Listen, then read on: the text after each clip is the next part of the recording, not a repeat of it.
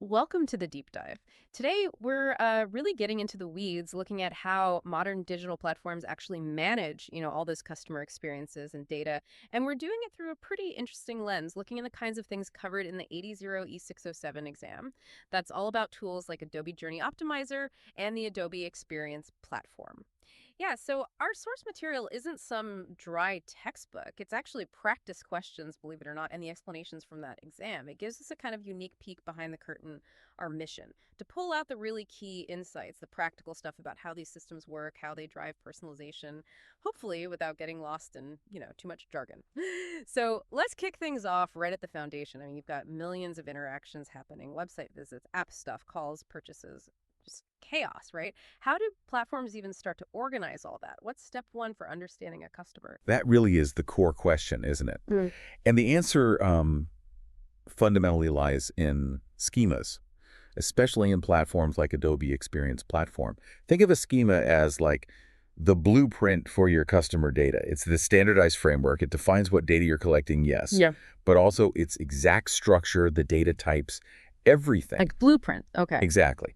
And that standardization, it's not just about being tidy. It's what allows all those different data points, clicks, calls, purchases to Mhm. actually connect and tell a coherent story about the customer. Without it, it's just noise. Right, just a jumble. Okay, that makes sense. So you have structured data, but a single customer interacts in lots of ways, right? Email, phone, maybe a loyalty card, different devices. How do you link all those separate identifiers back to the one person so you actually get that single view? Yeah, and that's absolutely crucial. That's where identity namespaces come in. Yeah.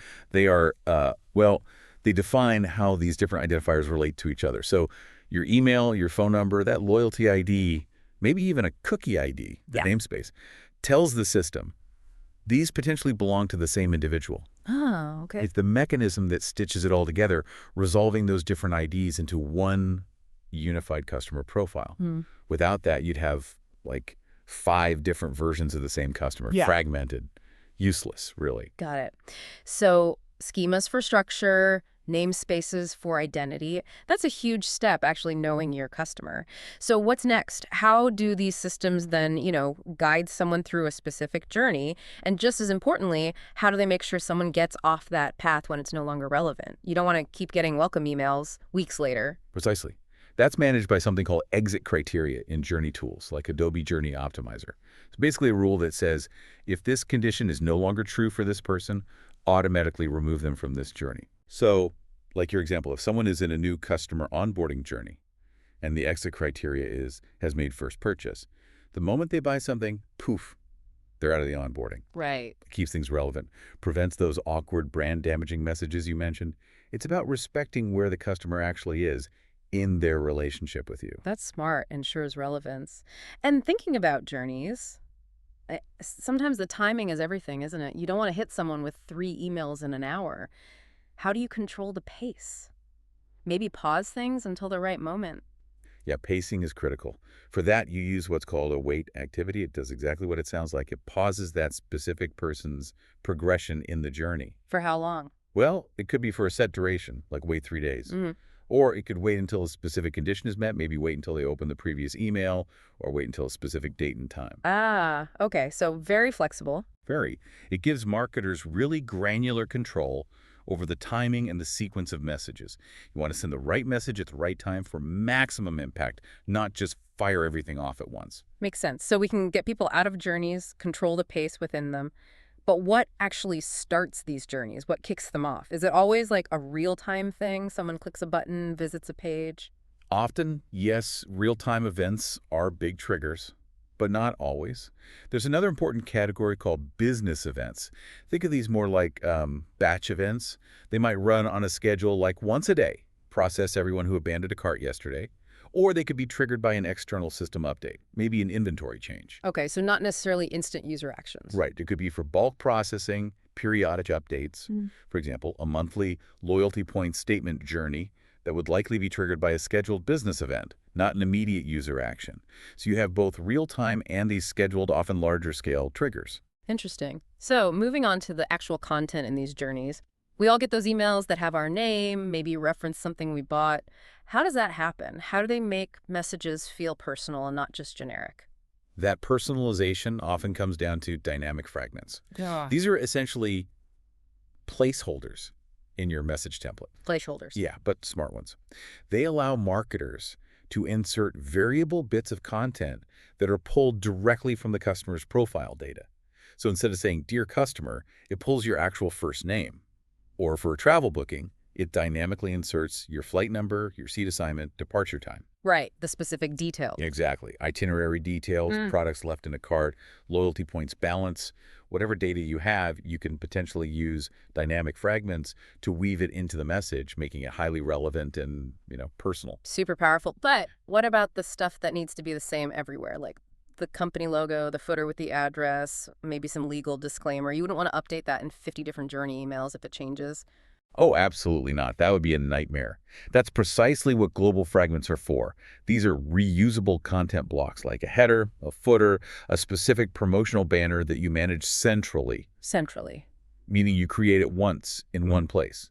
Then you use that same global fragment across dozens, maybe hundreds, of different emails or messages. The key benefit: if you need to update it, say change the logo or update the privacy policy link, you change it once in the central location. And it updates everywhere. Instantly, across all journeys and messages using it. It ensures consistency in branding, messaging, legal compliance. It saves a huge amount of time and prevents errors. Really crucial for managing things at scale. Consistency. Got it. Okay, so we can personalize, we can keep things consistent. But how do companies know if message A is actually better than message B? How do they test different approaches? Good question. That's done using content experiments.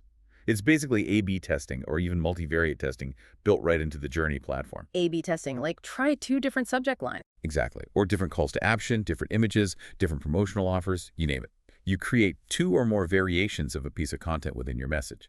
The system then automatically sends version A to one part of your audience segment, version B to another part. And then sees which one worked better. Precisely. It tracks performance based on metrics you define, open rates, click-through rates, conversions, whatever matters for that message. It lets marketers see, with data, which version resonates best and helps them continuously optimize their messaging. It's all about data-driven improvement. Makes total sense. Yeah. Now, all this data, all this personalization, it brings up a really, really critical topic today: privacy and consent. How do these platforms handle that? How do they make sure they're respecting user choices and complying with regulations like GDPR? Consent is absolutely fundamental. It's not an afterthought. It has to be built in. Platforms like Journey Optimizer have dedicated consent management capabilities. Its main job is, first, to capture and store customer consent preferences accurately. Did they opt into email, SMS? Did they opt out? Okay, capture and store it. And second, crucially, to enforce those preferences. The system uses that stored consent data to restrict communications. If someone has opted out of marketing emails, the platform will block marketing emails from being sent to them, even if they technically qualify for a journey. So the system checks before sending. Always. It ensures compliance with privacy regulations, yes, but maybe even more importantly, it's about building and maintaining trust with your customers. Sending unwanted messages is a quick way to lose that trust. No kidding. So for you listening, here's something to chew on. Now that you have a better sense of the mechanic schemas, dynamic content, consent management, all that, how might this change how you think about the digital experiences you interact with? Or even, if you're involved in building things, how you might design them? Could these ideas of organized data, controlled flow, and respecting boundaries apply to other complex systems you deal with, maybe even outside of marketing? Something to think about.